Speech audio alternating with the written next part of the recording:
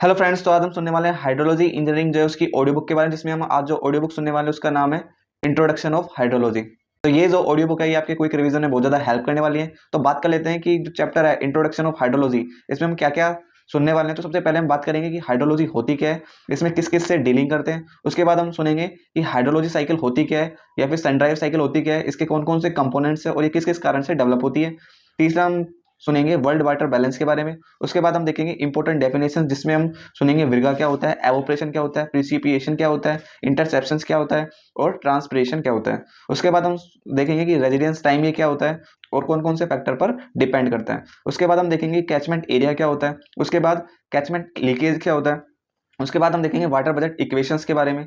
उसके बाद देखेंगे रन ऑफ कोफिशिएंट और लास्ट में देखेंगे एवरेज रन ऑफ कोफिशिएंट। तो ये सारे टॉपिक्स है जो आज हम इस ऑडियो बुक में सुनने वाले हैं। तो चलिए वीडियो को स्टार्ट करते हैं। तो सबसे पहले बात आ जाती है कि हाइड्रोलॉजी होती क्या है। तो यहाँ पे हाइड्रोलॉजी में हाइड्रो जो है उसका मतलब होता है वाटर और लॉजी का मतलब होता है स्टडी। तो हाइड्रोलॉजी एक साइंस है जिसमें हम जो वाटर है उसकी अकरेंस, सर्कुलेशन और डिस्ट्रीब्यूशन से डील करते हैं। इसके अलावा हाइड्रोलॉजी के अंदर हम वाटर रिसोर्सेज यानी कि estimation of water, various process example evaporation, precipitation या फिर ट्रांसपिरेशन, इनकी भी स्टडी करते हैं। और कुछ अदर प्रॉब्लम जैसे कि फ्लड्स और जो ड्राउट्स यानी कि जो सूखा पड़ता है उनके संबंधित भी इसमें हम स्टडी करते हैं। सबसे पहले बात आ जाती है हाइड्रोलॉजी प्रोसेस जो होता है उसका संबंध पानी दो प्रोसेस से होता है। सबसे पहली प्रोसेस जो है वो है एवोपरेशन और दूसरी प्रोसेस जो है वो है प्रिसिपिएशन। इसके बाद आ जाती है बात हाइड्रोलॉजी साइकिल की। तो हाइड्रोलॉजी साइकिल क्या है, ये एक ऐसा सन ड्राई प्रोसेस है जिसमें पानी जो होता है वो ओशन से एटमॉस्फेयर में, एटमॉस्फेयर से जमीन में और अंत में वापस किस में आ जाता है, ओशन में ही आ जाता है। इस प्रकार ये कौन सी साइकिल कहलाएगी, हाइड्रोलॉजी साइकिल कहलाएगी। ओशन जो होते हैं मेनली एवोपरेशन के लिए रेस्पॉन्सिबल होते हैं, जबकि लैंड जो होते हैं वो मेनली प्रिसिपिएशन के लिए रेस्पॉन्सिबल होते हैं। उसके बाद बात आ जाती है हाइड्रोलॉजी साइकिल और वाटर साइकिल या फिर जिसे सन ड्राई प्रोसेस के नाम से भी जानते हैं। तो जैसे कि आप देख सकते हैं ये डायग्राम है, यहाँ पर सबसे पहले जो वाटर है वो ओशन से, इसको हम कहीं से भी स्टार्ट कर सकते हैं। इसको हमने यहाँ से स्टार्ट किया है कि सबसे पहले वाटर जो है वो ओशन से एवोपरेट होता है सन के माध्यम से, जिससे कि जो क्लाउड्स बनते हैं और क्लाउड से जो होती है वो प्रिसिपिएशन होती है। तो कुछ वाटर जो होता है जैसे ही बारिश आता है प्रिसिपिएशन होती है तो जो हवा चलती है उसके कारण दोबारा से इवोपोरेट हो जाता है। तो उसे किस वाटर, तो इस वाली फॉर्म को किस नाम से जानते हैं, इसको नामते हैं विर्गा के नाम से। फिर कुछ पानी जो होता है वो आने से पहले जो अपने कुछ हाई राइज बिल्डिंग होती है इनकी छतों पर रुक जाता है, जिस ये वाला लॉस जो होता है इसको इंटरसेप्शन के नाम से जानते हैं। उसके बाद कुछ पानी जो होता है वो गड्ढों में जम जाता है, रुक जाता है, उसे किस नाम से जानते हैं, उसे नाम से जानते हैं डिप्रेशन स्टोरेज। कुछ पानी जो होता है वो सोइल की एक लेयर के अंदर चल जाता है, जिसे किस नाम से जानते हैं, इन्फिल्ट्रेशन के नाम से। कुछ पानी जो होता है सोइल की दो तीन लेयर के अंदर चल जाता है, जिसे किस नाम से जानते हैं, पर्कुलेशन। कुछ पानी जो होता है और अंदर चल जाता है जिसे डीप पर्कुलेशन कहलाता है। और ये जो पानी होता है ये बेस फ्लो के अंदर काम में आता है। इसके बाद आ जाती है कि ओशन जो होते हैं मेनली एवोपरेशन के लिए रेस्पॉन्सिबल होते हैं, यानी कि ओशन में जो होता है वो एवोपरेशन ज़्यादा होता है प्रिसिपिएशन से, जबकि लैंड जो होता है वो प्रिसिपिएशन ज़्यादा होता है एवोपरेशन से। उसके बाद आ जाता है बात कि हाइड्रोलॉजी साइकिल जो होती है वो मेनली तीन कंपोनेंट से मिलकर बनती है। सबसे पहला कंपोनेंट वो है ट्रांसपोर्टेशन, दूसरा कंपोनेंट जो है वो स्टोरेज और तीसरा है change in storage and state. तो इन तीन कंपोनेंट से मिलकर हाइड्रोलॉजी साइकिल बनते हैं। कौन कौन से, सबसे पहला है ट्रांसपोर्टेशन, दूसरा है स्टोरेज और तीसरा है change in storage and state. उसके बाद बात आ जाती है नेक्स्ट कि स्टोरेज में होने वाला चेंज जो होता है उसको पता करने के लिए मेनली वाटर बजट इक्वेशन जो होती है उसका यूज करते हैं।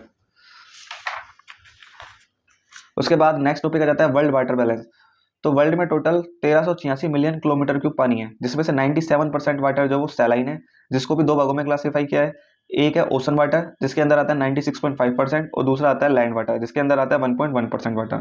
3% वाटर जो है वो फ्रेश है, जिसका टोटल वॉल्यूम कितना है, 35 मिलियन किलोमीटर क्यूब, जिसमें से आइसबर्ग या फिर ग्लेशियर के फॉर्म में 68.7% वाटर अवेलेबल है, ग्राउंड पर 30% वाटर अवेलेबल है, अदर सोर्सेज से 0.9% वाटर अवेलेबल है, सरफेस पर 0.3% और सरफेस पर 0.3% का लेक पर 87% वाटर अवेलेबल है, वेटलैंड्स में 11% वाटर अवेलेबल है, रिवर में 2% वाटर अवेलेबल है 0.3% का।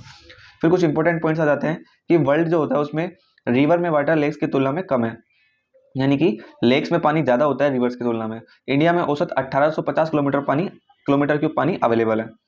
पृथ्वी पर 71% एरिया जो है वो वाटर से घिरा हुआ है।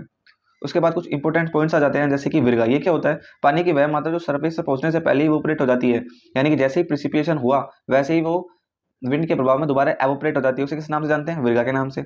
दूसरा पॉइंट है इवोपोरेशन। ये क्या होता है? यह पानी का लिक्विड फॉर्म से वेपर फॉर्म में कन्वर्जन होता है, यानी कि पानी का लिक्विड फॉर्म से वेपर फॉर्म की में कन्वर्जन जो होता है उसको किस नाम से जानते हैं? एवोपरेशन के नाम से। नेक्स्ट आ जाता है प्रिसिपिएशन।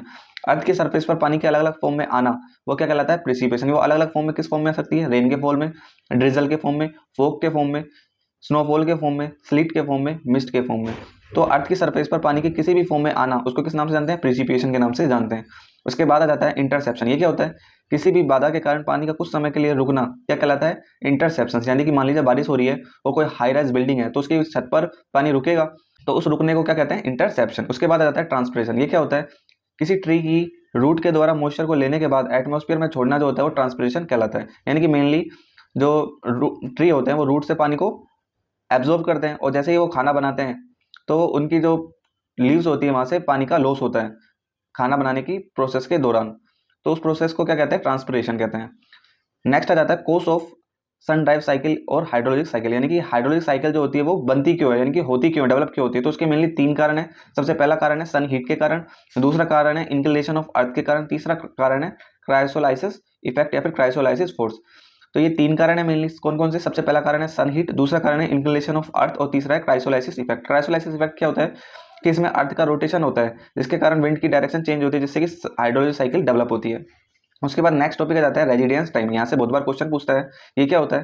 किसी हाइड्रोलिक साइकिल में पानी के मॉलिक्यूल का एक अवस्था से दूसरी अवस्था में चेंज होने में लगने वाला जो टाइम होता है उसे रेजिडेंस टाइम कहते हैं। यानी कि पानी के मॉलिक्यूल का एक फेज से दूसरे फेज में ट्रांसफर होने में लगने वाला जो समय होता है उसे रेजिडेंस टाइम के नाम से जानते हैं। इसका फॉर्मूला जो होता है वो क्या होता है? इसका फॉर्मूला होता है volume of water in a particular phase upon में एवरेज फ्लो रेट। क्या होता है? Volume of water in a particular phase upon में एवरेज फ्लो रेट। फिर उसके बाद ये पूछ लेता है कि किसमें रेजिडेंस टाइम का ऑर्डर। तो रेजिडेंस टाइम का फॉर्मूला क्या होता है? Volume of water in a particular phase upon में एवरेज फ्लो रेट। यानी कि रेजिडेंस टाइम जो होता है वो वॉल्यूम ऑफ वाटर के डायरेक्ट प्रोपोर्शनल है। तो रेजिडेंस टाइम जो होता है वो वॉल्यूम ऑफ वाटर के सीधे प्रोपोर्शनल होता है। तो सबसे ज्यादा रेजिडेंस टाइम किसका होता है? ओशन का, क्योंकि सबसे ज्यादा पार्ट पानी किसमें होता है? ओशन के अंदर।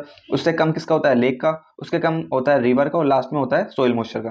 तो अगर पूछे रेजिडेंस टाइम का ऑर्डर, तो रेजिडेंस टाइम का ऑर्डर क्या है? सबसे ज्यादा होता है ओशन में, उसके बाद होता है लेक में, उसके बाद रिवर में, उसके बाद सोइल मॉइस्चर में।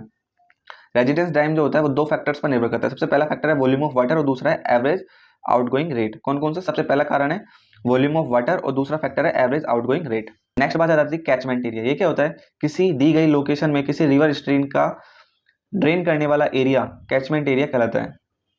यानी कि कोई भी रिवर या फिर कोई भी स्ट्रीम है वो सारा एरिया जो कि उसमें पानी को लाता है वो क्या कहलाएगा? कैचमेंट एरिया कहलाएगा। या फिर दूसरे शब्दों में कहें तो दो जो रिज पॉइंट होते हैं उनके बीच का जो एरिया कंसिडर किया जाता है उसे कैचमेंट एरिया कहते हैं।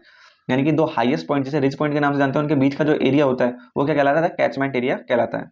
इसके बाद बात आती है कैचमेंट लीकेज। ये क्या होता है? जब सरफेस डिवाइड व ग्राउंड डिवाइड को इनसाइड नहीं होते हैं तो कैचमेंट लीकेज निकल कर आता है। यानी जो सरफेस पर जो रिज पॉइंट है और जो ग्राउंड पर रिज पॉइंट है वो दोनों एक ही लाइन में नहीं होते हैं, यानी कोइंसाइड नहीं होते हैं, तो कैचमेंट लीकेज जो होता है वो हमें प्राप्त होता है। उसके बाद नेक्स्ट बात आ जाती है वाटर बजट इक्वेशन। ये क्या होता है? ये जो इक्वेशन है ये मेनली मास कंजर्वेशन प्रिंसिपल यानी द्रव्यमान संरक्षण के नियम पर आधारित होती है। इस इक्वेशन का यूज करके हम स्टोरेज में होने वाले चेंज का पता लगा सकते हैं। इसमें चेंज इन स्टोरेज जो होता है उसका फॉर्मूला क्या होता है? उसका फॉर्मूला होता है डेल्टा एस बराबर mass of inflow water minus mass of outflow of water. यानी चेंज इन स्टोरेज निकल के आ जाएगा, यानी जितना इनफ्लो आ रहा है उसमें से हम आउटफ्लो घटा देंगे तो हमारे पास जो बचेगा वो क्या कहलाएगा? Change in storage.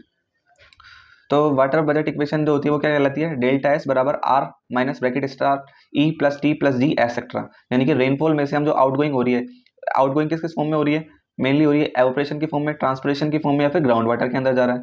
तो ये हमारे पास क्या निकल के आ जाएगा? Change in storage. तो वाटर बजट इक्वेशन क्या है? डेल्टा एस बराबर R minus bracket start evaporation plus transpiration plus में ग्राउंड वाटर।